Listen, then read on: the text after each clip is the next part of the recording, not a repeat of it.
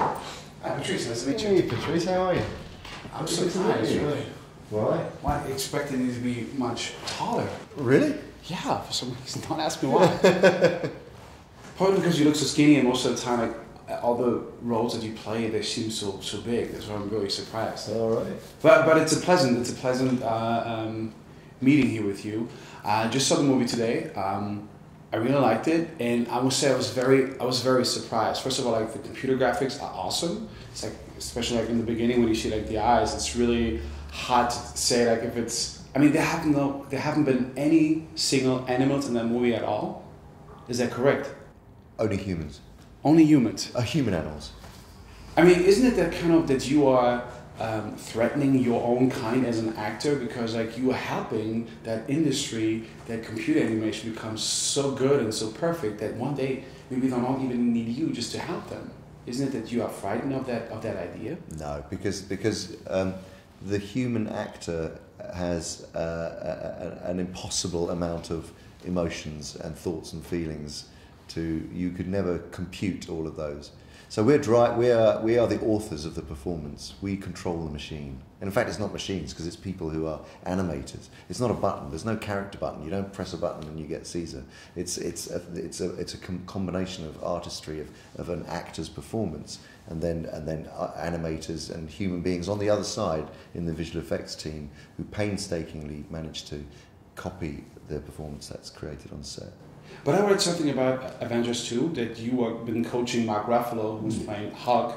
Did you tell him like that he should work on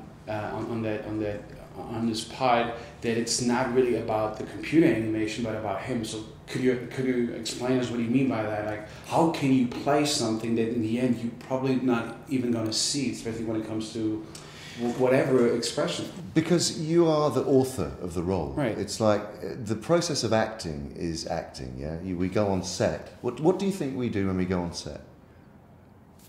Oh well, just the director tells you just to go through the script, and I don't know, because I just saw some footage of you guys in these suits, and it's really difficult just to say like, could you really compare that with a special Do you think? makeup? Can I just ask you? Yeah. Do you think there's any difference between what James Franco or Jason Clarke in this film, and Gary Oldman and Kerry Russell, and the actors playing Apes? Do you think there's a difference between what we do?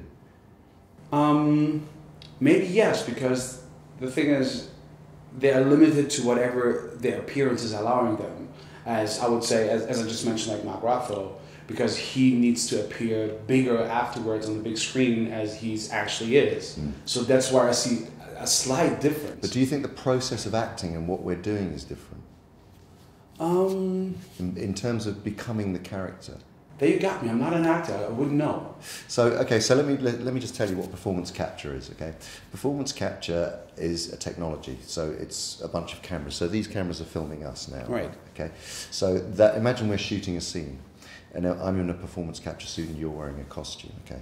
So I'm wearing. I have as well as these film cameras, there are about 25, 50 other cameras which are placed up and all around in 360 degrees, which are also filming what I'm doing, okay? Right. Plus, also, I have a head-mounted camera.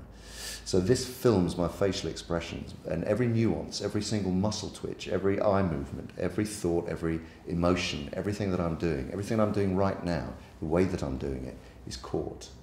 And then the director, Matt Reeves, takes that performance and cuts the film, okay? And he cuts it so that he takes your takes and my takes and puts them together. And in the edit, he then constructs the drama, the story, the emotion, the pace, everything, exactly the same way that it would be if it was a drama.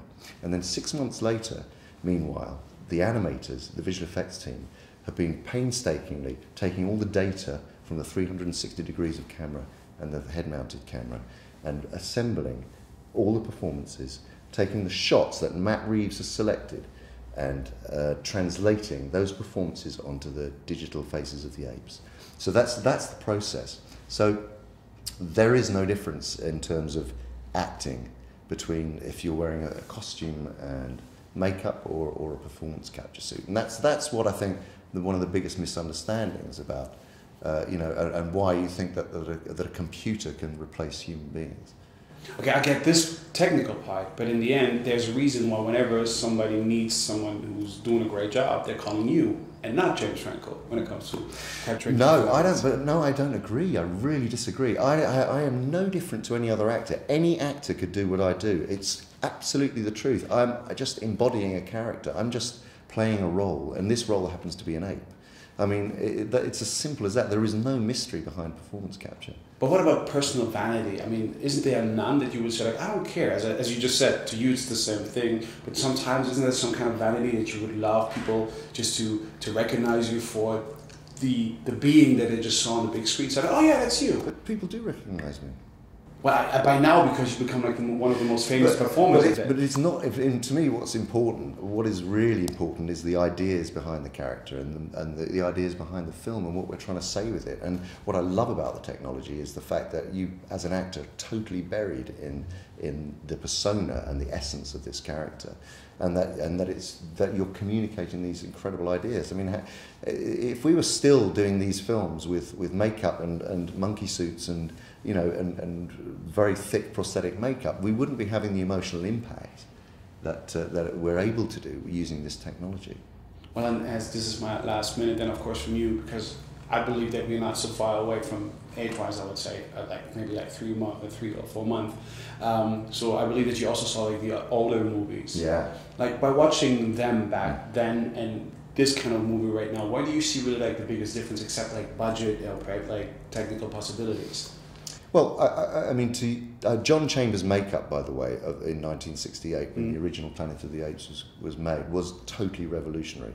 And they did many, many tests to make it believable. And for its time it was, and it still stands up. They're great movies. And most importantly, they are social commentary. They are saying something about the human condition. And at that time, it was very much about civil rights. So the technology now allows us to take it to, also, they are totally evolved apes in that film, whereas in those films, whereas we are seeing the origins where they're much closer to apes as they evolve. So that's really what the technology allows us to do, to make a believable ape that can talk. Well, I'm looking forward to 2016 when the next chapter is supposed to come out. Cheers. Thank you, Andy, so much. Thank you. In Revolution liegt der Aufstand der Affen 10 Jahre zurück. Die Menschen haben die Erde zugrunde gerichtet. Caesar führt die Affen in eine neue Ära.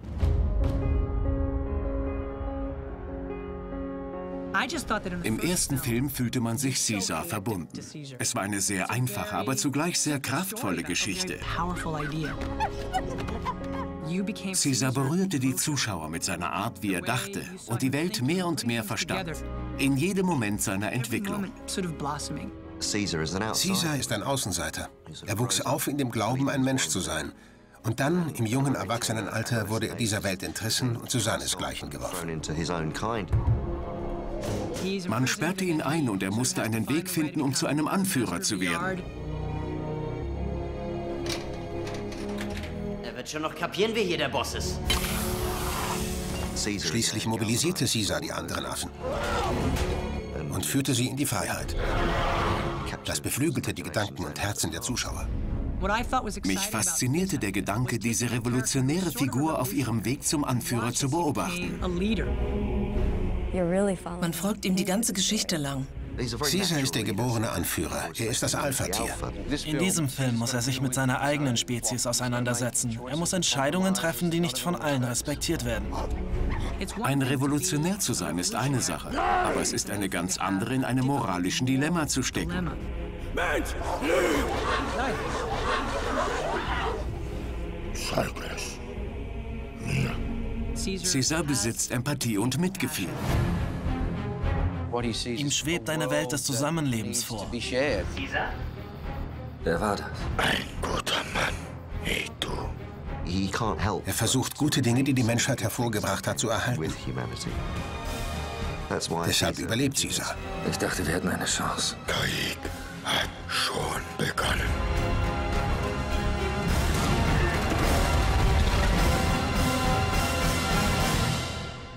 Planet der Affen, Revolution. Ab 7. August im Kino.